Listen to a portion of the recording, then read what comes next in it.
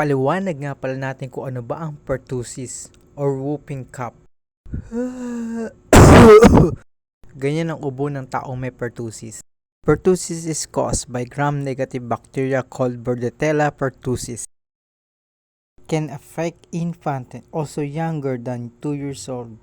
Kukuha ito through droplet transmission. Ibig sabihin ito sa pag-ubo nito, tumalsik na laway nito.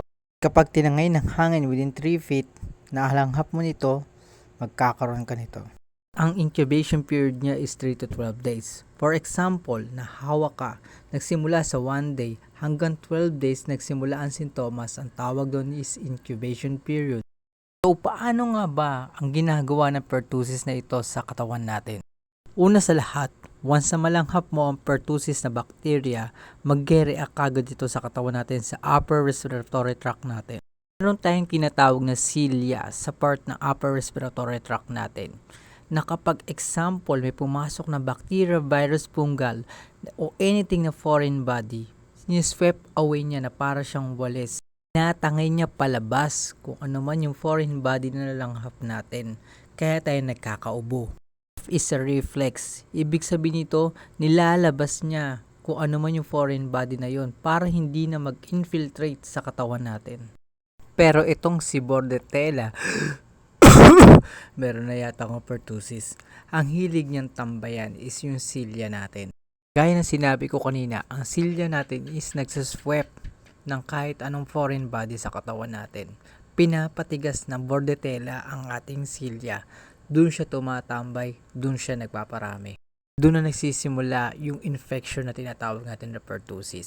Gagana na yung tinatawag natin na cough mechanism, so ang mangyayari, iuubo niya ng iuubo to. Hanggang sa yung maging ubo niya is sobrang ubo talaga. Maglilikha na whoop! Kaya ang tawag dyan is whooping cough. Sino-sino nga ba ang mga kadalasang tinatamaan ng pertussis? Una-una sa lahat, syempre yung mga batang hindi nabakunahan ng pertussis. At syempre yung mga premature and also immunocompromised, bata or matanda, mga mahihina resistensya. Pumunta tayo sa mga stages. 1. Catarrhal phase. Dito sa phase na to, merong flu-like symptoms. Dito yung meron sipon, masakit ang katawan, humahatsyong. Number 2. Paroxysmal phase. Dito sa phase na ito, nandito na yung whooping cough na tinatawag. Sa sobrang ubo mo, pwede kang mag-cause dito ng hernia. At pwede ka rin magkandasuka sa kauubo. Pwede rin umabot dito sa complication ng pneumonia. Number 3 is convalescent stage. Dito sa convalescent stage, nandito na yung tinatawag na chronic cough. Dito na pumapasok yung mga other complication ng pertussis. So, pumasok ko tayo sa treatments. Ang treatment number 1 is antibiotics. Dahil ang problem natin is bacteria. Number 2, oxygenation, rest, hydration.